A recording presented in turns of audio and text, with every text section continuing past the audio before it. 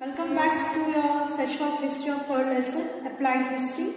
Today we will be learning some new points under the Applied History, that is regarding the Applied History and the present, how we can relate Applied History in our present. Already I have learned the previous topics regarding the different fields, how we can use Applied History in the different fields, okay.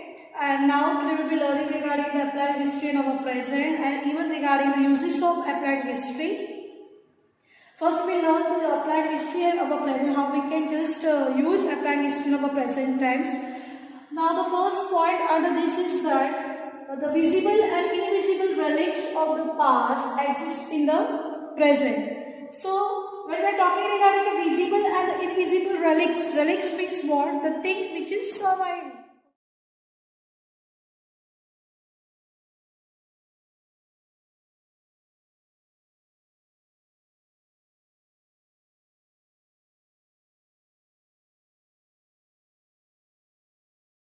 So students, when we are learning regarding these old customs and traditions or the relics which we actually have borrowed from our ancestors, we try to just imagine that how much intelligent were our ancestors, and even we try to develop ourselves by just learning the things from them in order to do it in a better way, okay? And at the same time, we can just learn regarding our heritage, we can know regarding the identity of our heritage. Third thing is that it is preserved and conserved not only for our benefit but also for the benefit of our future generation. So when we are learning regarding all these two types of relics, okay, it is our also duty that we have to preserve and conserve these relics. Why? It is not only useful for our benefit but at the same time we have to preserve these relics for the future generation. Okay students, now the next point is regarding the management of the cultural and the natural heritage. How we have to manage our natural and the cultural heritage. First we will learn regarding the cultural heritage, which are the things which are coming under the cultural heritage. There are the two types of cultural heritage. One is tangible, where we can touch the things, and one is intangible, where we can't touch. Okay. Now which are the things which are coming under the tangible heritage? First is regarding the ancient sites. Whenever we are trying to visit any ancient sites, we can touch that sites. Okay, we can touch that monuments or whatever they try to just preserve. Second thing is regarding the buildings and monuments. Okay, that means we can just try to visit in that place, okay, we can just touch the buildings, we can touch the monuments. Third thing is regarding the artifacts, whatever they have kept there in order to see the people. Fourth one is regarding the manuscripts, the scripts which have written down, okay. We can read, we can go through the scripts, we can touch the scripts. Next one is regarding the sculptures. Even sculpture we can see the work, we can touch that work. And the last one is regarding the paintings. Even we can see that the paintings, we can see that. Okay. Now under the intangible, these are the things we cannot touch or we cannot just go through it. Go through it in sense we can't make or try to touch that things. The first one is regarding the oral traditions and their language. We can just listen whatever the people try to tell with the help of the stories regarding any mythology or regarding any topic. Second is regarding the traditional knowledge. We can get a lot of knowledge regarding our old customs and tradition. Third thing is that we can, here in short, I can say that we can gain a lot of knowledge under the intangible cultural heritage. Okay. Next one is regarding the social customs and rituals of celebrating festivals. What are the customs and rituals which we people are following in order to celebrate that festival? Even they have written, they try to tell in the cultural heritage. Okay. Next one is regarding the styles of performing arts.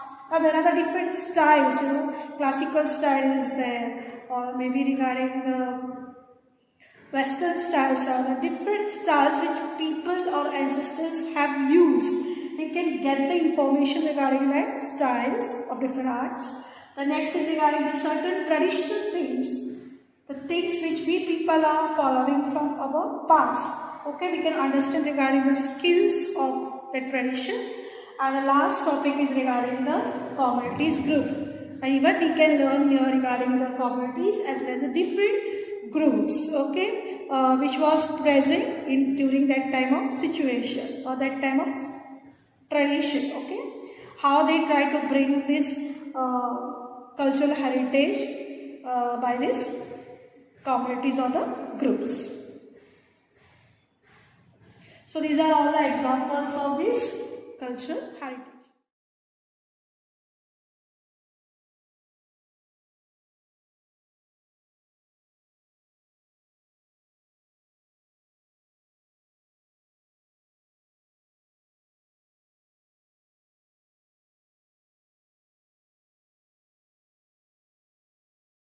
Now actually how the applied history we can use in our present time, okay. The first point under this is that it helps to conserve and preserve tangible as well as intangible heritage. Now already you know regarding the topics cultural heritage, okay, and we can use this tangible and the intangible things in our future time also, just by preserving and conserving that things. Secondly, it creates opportunities of employment when we people are using applied history in our day-to-day life or in our present. Even there are a lot of opportunities are available, okay, in the history. You can get the job in different museums or in college or in archaeological sites, okay, when we are just trying to learn in detail regarding the history.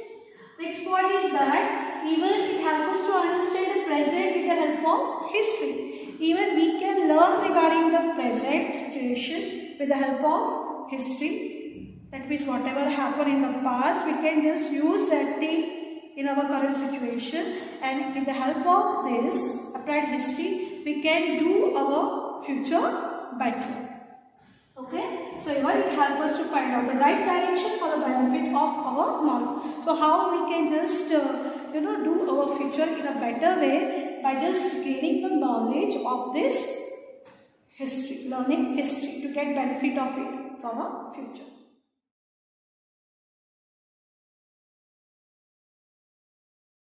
Okay, student. Now the next topic is the list of the World Heritage Site. Already they have given number of lists in your textbook regarding the World Heritage Site, Cultural Heritage Site, Natural Heritage Sites. Okay.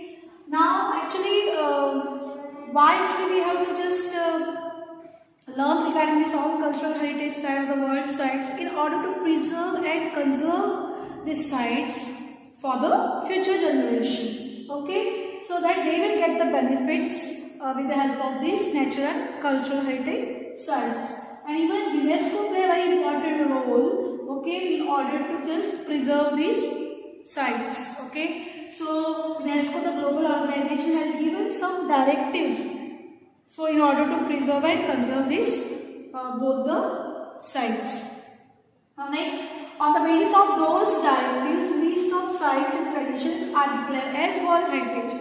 And whatever the directives or the principles they have mentioned, under that they have told that these sites and hold list of these sites and the traditions which are declared as the World Heritage Sites.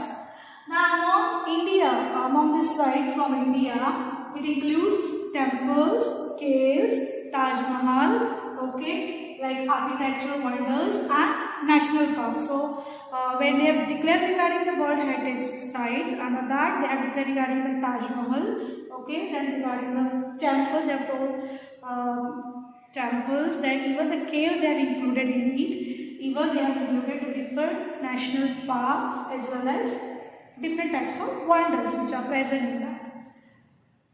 Then all these things actually are coming under all wonder, okay, different architectural works where you can see the different work in the Taj Mahal, as well as whenever we are trying to visit any temple or the caves, even you can see the different styles which people have used to build that temples. So that temples or the caves are declared as a World Heritage Site because of their work or the styles which they have used in that. Okay. And the last here, fourth point, even they have declared Maharashtra as a World Heritage Site. And which are the places they have included in Maharashtra? They included the caves, that is Ajanta, Verul, as well as Harapur in Mumbai. These are the 3 caves which are present in India. Okay. And next one, they have declared the Chhatrapati Shivaji Maharaj Terminal, okay, as under the World Heritage Site. And even Caste Plateau. Caste Plateau is present in Satara, right? And all of you know the Chhatrapati Shivaji Maharaj Terminal, which is present in Mumbai city. Okay, so these are the places which are declared by the UNESCO as the World Heritage Sites. Thank you. So today you have learned the 3 main topics under this lesson. The first you have learned regarding the applied history and the present. Okay, how we can use the applied history with our present situation, current time. Next, we have learned regarding the 2 types of sites, that is regarding the natural and the cultural heritage. Under the cultural heritage, we have learned again the 2 types of it, tangible and intangible. And under the natural heritage, we have learned the examples. Okay, and the last topic which we have learned under this is regarding the list of the World Heritage Sites.